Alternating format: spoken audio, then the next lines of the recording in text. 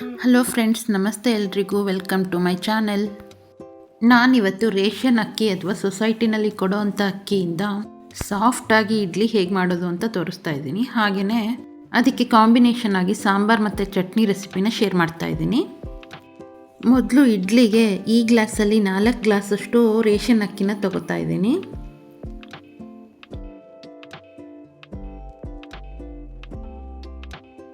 ಇನ್ನೊಂದು ಪಾತ್ರೆಗೆ ಅದೇ ಕಪ್ಪಲ್ಲಿ 1 ಕಪ್ ಅಥವಾ ಒಂದು ಸ್ವಲ್ಪ ಕಡಿಮೆ ಕೂಡ ತೊಗೋಬೋದು ಅಷ್ಟು ಉದ್ದಿನಬೇಳೆ ತೊಗೊಂಡು ಒಂದು ಅರ್ಧ ಸ್ಪೂನ್ನಷ್ಟು ಮೆಂತ್ಯಕಾಳನ್ನ ಅದೇ ಬೌಲ್ಗೆ ನೆನೆಸೋದಕ್ಕೆ ಹಾಕ್ತಾಯಿದ್ದೀನಿ. ಇವಾಗ ಅಕ್ಕಿನ ನೀಟಾಗಿ ವಾಶ್ ಮಾಡ್ಕೊಳ್ಳೋಣ. ಇಡ್ಲಿ ಬೆಳ್ಳಗೆ ಬರಬೇಕು ಅಥವಾ ಇಡ್ಲಿ ಸಾಫ್ಟಾಗಿ ಬರಬೇಕು ಅಂದರೆ ನಾವು ಈ ಥರ ಚೆನ್ನಾಗಿ ತೊಳ್ಕೊಬೇಕು ಅಕ್ಕಿನ. ನಾವು ಅಕ್ಕಿ ತೊಳೆದಾಗ ಈ ಥರ ನೀರು ಬರುತ್ತಲ್ಲ, ಅದು ಕ್ಲಿಯರಾಗಿ ಬರಬೇಕು. ಅಲ್ಲಿವರೆಗೂ ಅಕ್ಕಿನ ತೊಳ್ಕೊಬೇಕು. ನಾನಿವಾಗ ಅಕ್ಕಿನ 3ರಿಂದ 4 ಸಲ ತೊಳೆದಿಟ್ಕೊಂಡಿದ್ದೀನಿ. ಹಾಗೆಯೇ ಉದ್ದಿನಬೇಳೆ ಮತ್ತು ಮೆಂತ್ಯನೂ ಸಪ್ರೇಟಾಗಿ ವಾಶ್ ಮಾಡಿ ಅದೇ ಥರ ಕ್ಲಿಯರಾಗಿ ನೀರು ಬರೋ ತನಕ 3ರಿಂದ 4 ಸಲ ತೊಳೆದು ತೊಗೊಂಡಿದ್ದೀನಿ.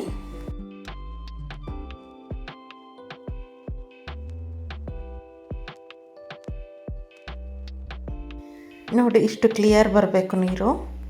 ನಾವಿಷ್ಟು ಚೆನ್ನಾಗಿ ಅಕ್ಕಿನ ಮತ್ತು ಉದ್ದಿನಬೇಳೆನ ತೊಳಿಲಿಲ್ಲ ಅಂದರೆ ಇಡ್ಲಿ ಸ್ವಲ್ಪ ಯೆಲ್ಲೋ ಕಲರ್ ಬಂದುಬಿಡುತ್ತೆ, ಬೆಳ್ಳಗೆ ಬರಲ್ಲ. ಇವಾಗ ಇದೆರಡನ್ನು 6 to 8 hours ನೆನೆಯೋದಕ್ಕೆ ಬಿಡೋಣ.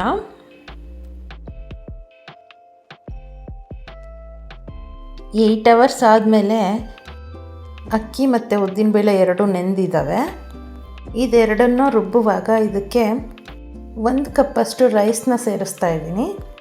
ಈ ಅನ್ನದ ಬದಲಾಗಿ 1 ಕಪ್ನಷ್ಟು ದಪ್ಪ ಅವಲಕ್ಕಿನ ನೆನೆಸಿ ಕೂಡ ಸೇರಿಸ್ಕೋಬೋದು, ಅಥವಾ ಅರ್ಧ ಕಪ್ ಅವಲಕ್ಕಿನ ನೆನೆಸಿ ಅರ್ಧ ಕಪ್ ಅನ್ನ ಕೂಡ ಹಾಕ್ಕೋಬೋದು. ಇವಾಗ ಇವೆರಡನ್ನೂ ಸಪ್ರೇಟಾಗಿಯೇ ರುಬ್ಕೋಬೇಕು.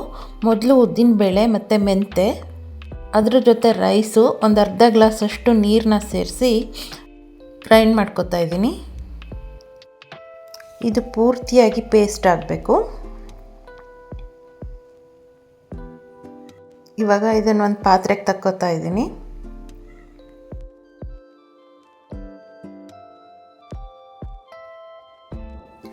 ಅದೇ ಜಾರಿಗೆ ನೆನೆಸಿರೋ ಅಕ್ಕಿ ಮತ್ತು ಒಂದು 1/4 ಕಪ್ನಷ್ಟು ನೀರು ಹಾಕಿ, ಇಲ್ಲಿ ಅಕ್ಕಿನ ಪೂರ್ತಿಯಾಗಿ ಪೇಸ್ಟ್ ಮಾಡ್ಕೋಬಾರ್ದು, ಸ್ವಲ್ಪ ರವೆ ರವೆ ಥರ ಇರಬೇಕು.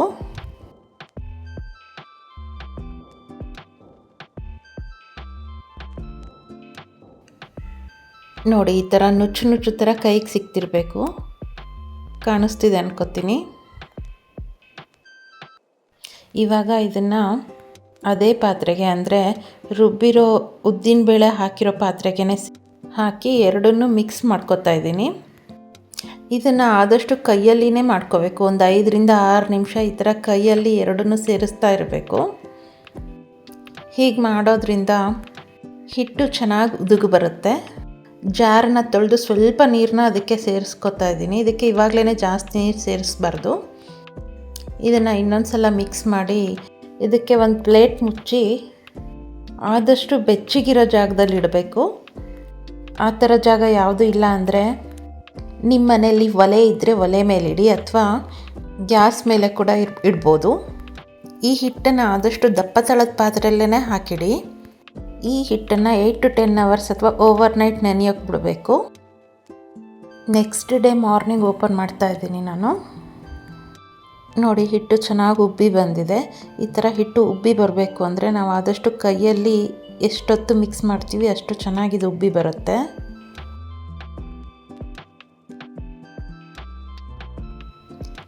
ಈ ಹಿಟ್ಟಿನ ಕನ್ಸಿಸ್ಟೆನ್ಸಿ ಇಷ್ಟೇ ಇರಬೇಕು, ತೀರಾ ನೀರಾಗಬಾರ್ದು.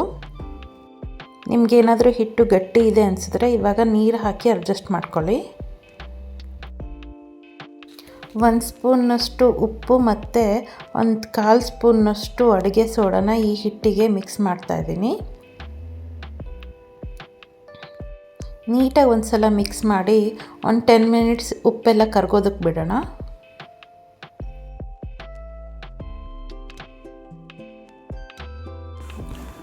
ಅಷ್ಟರಲ್ಲಿ ಇಡ್ಲಿ ಪ್ಲೇಟ್ಗೆ ಎಣ್ಣೆ ಹಚ್ಚಿ ಅದನ್ನು ಚೆನ್ನಾಗಿ ಸವರ್ಕೊಂಡು ಅದಕ್ಕೆ ಇಡ್ಲಿ ಹಿಟ್ಟನ್ನು ಹಾಕೋತಾ ಇದ್ದೀನಿ.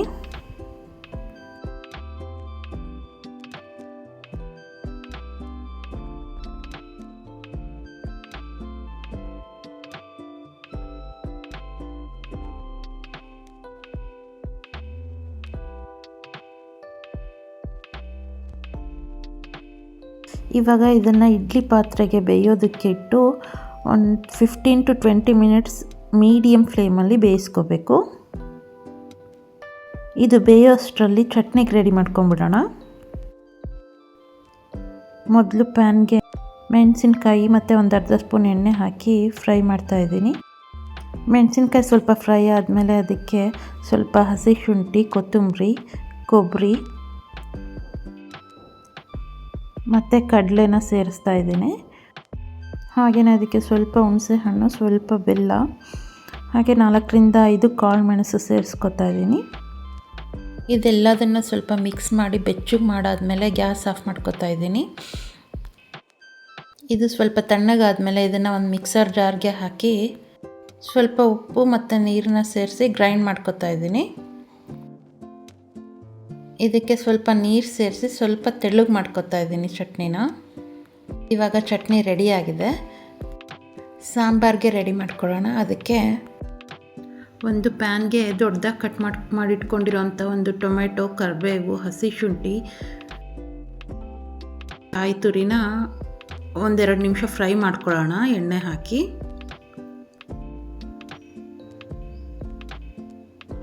ಅದು ಫ್ರೈ ಆದಮೇಲೆ ಅದಕ್ಕೆ ಕೊತ್ತಂಬರಿ ಸೇರಿಸಿ ಸ್ವಲ್ಪ ಹುಣಸೆ ಹಣ್ಣು ಹಾಕಿ 2 ನಿಮಿಷ ಹುರ್ಕೊಂಡು ಗ್ಯಾಸ್ ಆಫ್ ಮಾಡ್ಕೊಳ್ಳೋಣ.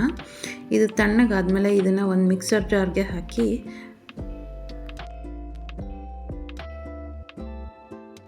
ಅದಕ್ಕೆ ಸ್ವಲ್ಪ ಉಪ್ಪು, 1-2 ಸ್ಪೂನ್ನಷ್ಟು ಖಾರದ ಪುಡಿ, ಹಾಗೆ 1 ಸ್ಪೂನಷ್ಟು ಸಾಂಬಾರು ಪುಡಿ ಹಾಕೋತಾ ಇದ್ದೀನಿ. ಇದಕ್ಕೆ ಒಂದು ಅರ್ಧ ಗ್ಲಾಸ್ ನೀರು ಸೇರಿಸಿ ರುಬ್ಕೋತಾ ಇದ್ದೀನಿ. ಇವಾಗ ಸಾಂಬಾರ್ದು ಮಸಾಲೆ ರೆಡಿ ಆಗಿದೆ.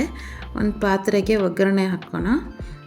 ಗ್ಯಾಸ್ ಮೇಲೆ ಅದು ಪಾತ್ರೆ ಕಾದ್ಮೇಲೆ 1-2 ಸ್ಪೂನಷ್ಟು ಎಣ್ಣೆ ಹಾಕಿ ಅದಕ್ಕೆ ಒಂದು ಅರ್ಧ ಸ್ಪೂನಷ್ಟು ಸಾಸಿವೆ ಹಾಗೆ ಜೀರಿಗೆ ಹಾಕಿ ಸಾಸಿವೆ ಸಿಡಿದ ಮೇಲೆ ಸ್ವಲ್ಪ ಹಿಂಗು, ಕರಿಬೇವು, ಹಾಗೆಯೇ ಚಿಕ್ಕದಾಗಿ ಕಟ್ ಮಾಡಿರೋ ಒಂದು ಟೊಮೆಟೊನ ಅದಕ್ಕೆ ಹಾಕ್ಕೋತಾ ಇದ್ದೀನಿ. ಒಂದು ಅರ್ಧ ಸ್ಪೂನಷ್ಟು ಅರಿಶಿನ ಸೇರಿಸಿ ಟೊಮೆಟೊ ಮೆತ್ತಗಾಗೋವರೆಗೂ ಫ್ರೈ ಮಾಡ್ಕೊಳ್ಳೋಣ. ಈ ಟೊಮೆಟೊ ಮೆತ್ತಗಾದ್ಮೇಲೆ ಕಟ್ ಮಾಡಿ ಇಟ್ಕೊಂಡಿರೋ ಮೆಂತ್ಯ ಸೊಪ್ಪನ್ನ ಅದಕ್ಕೆ ಸೇರಿಸ್ತಾ ಇದ್ದೀನಿ.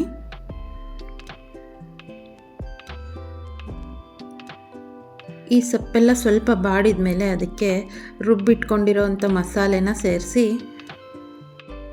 ಒಂದು ಸಲ ಮಿಕ್ಸ್ ಮಾಡ್ಕೋಬೇಕು. ಅದು ಸ್ವಲ್ಪ ಹಸಿ ವಾಸನೆ ಹೋದ್ಮೇಲೆ 1 ಲೋಟ ತೊಗರಿಬೇಳೆನ ಬೇಯಿಸಿಟ್ಕೊಂಡಿದ್ದೆ ಅದನ್ನು ಇದಕ್ಕೆ ಸೇರಿಸಿ ಸಾಂಬಾರು ನಮಗೆ ಯಾವ ಕನ್ಸಿಸ್ಟೆನ್ಸಿಗೆ ಬೇಕೋ ಅಷ್ಟು ನೀರನ್ನ ಸೇರಿಸಿ ಸ್ವಲ್ಪ ಬೆಲ್ಲನ ಅದಕ್ಕೆ ಸೇರಿಸ್ತಾ ಇದ್ದೀನಿ. ಒಂದು ಸಲ ಮಿಕ್ಸ್ ಮಾಡಿ ಇದನ್ನು ಕುದಿಯೋದಕ್ಕೆ ಬಿಡಬೇಕು. ಇದು ಕುದಿಯೋ ಅಷ್ಟರಲ್ಲಿ ನಮ್ಮದು 15 ಮಿನಿಟ್ಸ್ ಆಗಿದೆ. ಇಡ್ಲಿ ಬೆಂದಿದೆ. ಗ್ಯಾಸ್ ಆಫ್ ಮಾಡ್ಕೊತಾ ಇದ್ದೀನಿ. ಇದನ್ನು ತಕ್ಷಣ ಓಪನ್ ಮಾಡಬಾರ್ದು. ಒಂದು 10 ನಿಮಿಷ ಅರಳ್ಕೊಳಕ್ಕೆ ಬಿಡಬೇಕು. ಇಲ್ಲಾಂದರೆ ಇಡ್ಲಿ ಎಲ್ಲ ಪ್ಲೇಟಿಗೆ ಹತ್ಕೊಳ್ಳುತ್ತೆ, ಸರಿಯಾಗಿ ಬರಲ್ಲ. ಅಷ್ಟರಲ್ಲಿ ನಮ್ಮ ಸಾಂಬಾರು ಕುದೀತಾ ಇದೆ. ಇವಾಗ ಒಂದು ಸಲ ಮಿಕ್ಸ್ ಮಾಡಿ ಗ್ಯಾಸ್ ಆಫ್ ಮಾಡ್ತಾ ಇದ್ದೀನಿ. ಸಾಂಬಾರು ಕೂಡ ರೆಡಿ ಆಯಿತು.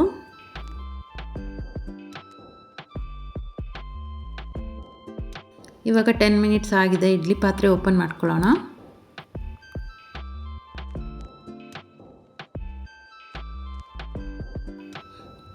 ನೋಡಿ ಎಷ್ಟು ನೀಟಾಗಿ ಬರುತ್ತೆ, ಸ್ವಲ್ಪನೂ ಪ್ಲೇಟಿಗೆ ಹತ್ಕೊಳ್ಳಲ್ಲ.